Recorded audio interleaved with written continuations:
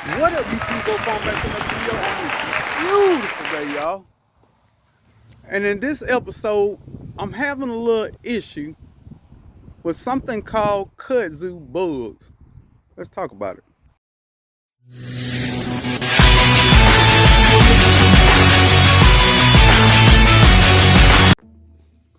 All right, I bet some people are saying, well, what are kudzu bugs?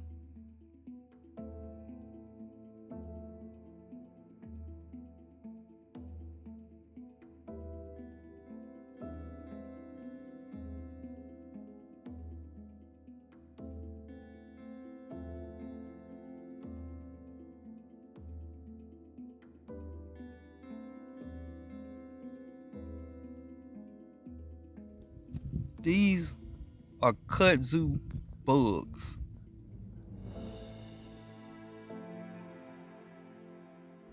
They like bean plants, peas, any kind of legumes, and they are horrible. They destroy crops. And side note, they don't just like peas and beans, they also love fig leaves. Of course they're gonna hide now. You see them there? Right there. That's a kudzu bug. This is my first year encountering them, so I started doing a lot of research. All right, according to Google, they say pyrethrin works on killing them. And this is the only plant besides the figs that I see them on, and they are heavy in here. But all my collard greens and turnips, it's not messing with none of them. They strictly like these. Now I'm gonna use this as an experiment. I could just pull them out. I only have like 8 plants. But if they're not affecting nothing else, I got spinoside and I have BT. Now that, according to Google, pyrethrin what kills it, but I don't have any pyrethrin and I don't have enough plants to order nothing or go buy nothing for it. So we're gonna see if this stuff works. All right, this is what I got on hand. I got Captain Jack's BT. I think everybody familiar with it. This is for organic gardening. I have spinosad. It's for organic gardening. Armor listed.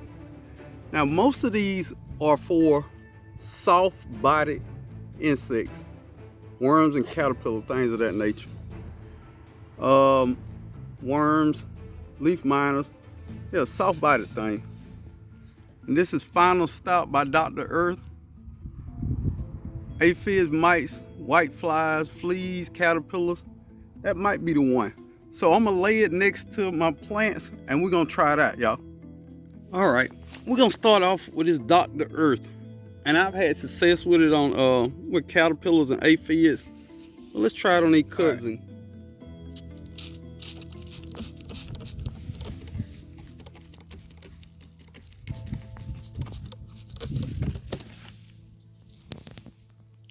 They are moving.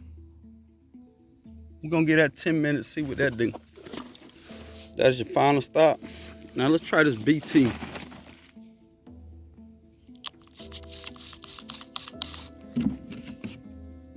Oh, same thing, they left immediately. We're gonna give 15 minutes, see what that look like. Now this is my spinosad. I got that in my pump. I like to find these things already mixed up. I think the potency goes down with it already mixed. But hey, you do what you gotta do if you can catch it on sale, right? Right. So we're gonna put it on this third plant. Oh, they left immediately.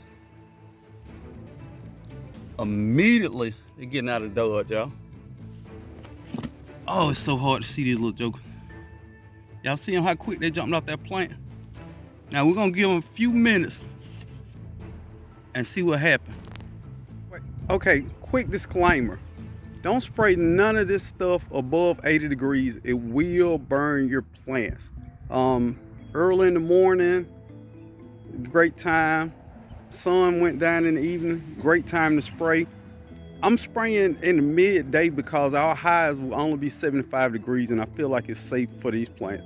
That is the only reason I'm applying. If it's not gonna have time to dry and it's gonna get up into 80 degrees, I would not apply this. So be very careful the time of day and the temperature you're applying this stuff to. Also, if it's gonna rain, don't spray because you're gonna have to reapply it the next time. You need probably 2 days of no rain to make sure that it is soaked into your plant well. All right, it's been about 10 minutes. Now this is, and I got this really zoomed in so you can see it, but this was the first plant that Dr. Earth I applied. All right, B, go ahead on, big B, big B. This is the first plant I applied it to. Where I applied it to the stem, you can see where they've been eating the stem. Look at there, look at the damage they did to that stem. But as soon as I sprayed it, all of them came off the stem and headed for high ground. So they're still on the leaves, but they off the stem where I sprayed. Now this is the BT plant. Also off the stem, but haven't left the plant altogether. This is the spinoside, same thing. They off the stem where I sprayed, but it's still on the leaf.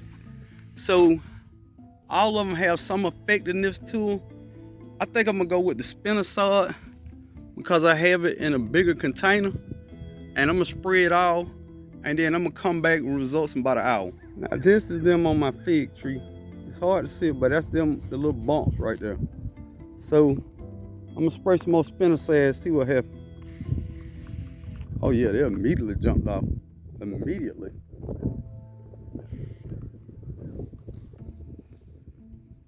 It's rocking in the wind, a little shadowy.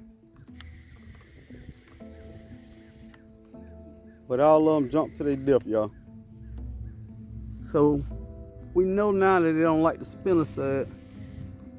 So we're gonna give them a double dose of that. And I'm just gonna spray all my fig trees because they do eat fig leaves, y'all. Spray all this over my fig leaf. I see one on this fig. Do I see any on this one? Yep. One right there. It's so hard to see them. But they clump up and they just look like a bump coming out your fig, like when your fig is starting to put on figs. There's one right there. Right there. See how they like these apples.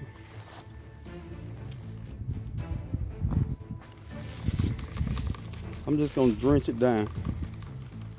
All of them. Because I already found out that they like figs, so why wait till they get on to spray it? I'm just gonna shoot all, and the crazy thing is, they coming out at a time where the leaves get ready to fall anyway. So it's hard to tell if it's damage from that bug or there's just time for the leaves to fall. All my fig trees gonna get a little of this. And this one got figs on it, but it's gonna be a little while before they're ready anyway. You know what I mean? All right, this is something crazy I just noticed. Now these are right across the way from these. These beans, lima beans, have no kudzu on them. Oh, I lied. That one right there. But the amount on these is way less. I don't know if because that's in the shade and they come out and fall, they like cool places to hang out at. I don't know. It's my first time dealing with them. But we're gonna work it out and figure it out. All right. Most of them gone. I'm thinking it's gotta sit for a little while and kill them.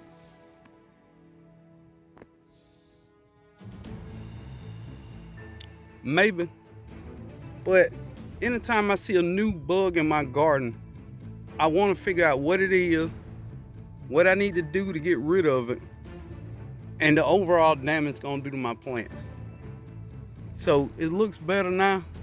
I'm gonna come out before nightfall and reapply it, and then I'll let you know. All right, family. Anytime I see a new bug in my garden, I go hard on figuring out what I need to do to get rid of it, or if it's a beneficial bug. Research, research, research. Don't listen to no old broke farmer sitting back in a chair in his backyard telling what you need to do in your garden. I'm gonna try this stuff. If it doesn't get rid of them, then I'm gonna do a little more research, see, do I have to get the pyrethrin to get rid of them? I'm not even sure that pyrethrin is organic. I don't know. I haven't even did any research on it. I'm gonna do a deep dive on these kudzu bugs. I want to know how long they last. Yeah. And how much damage do they really do? Because I saw where it was eating my plant. So I know on beans and stuff, it is awful and terrible. But I don't know how it works on other things. I'm just going to research. And let me know in the comments, have you seen these kudzu bugs in your garden? Inquiring minds want to know.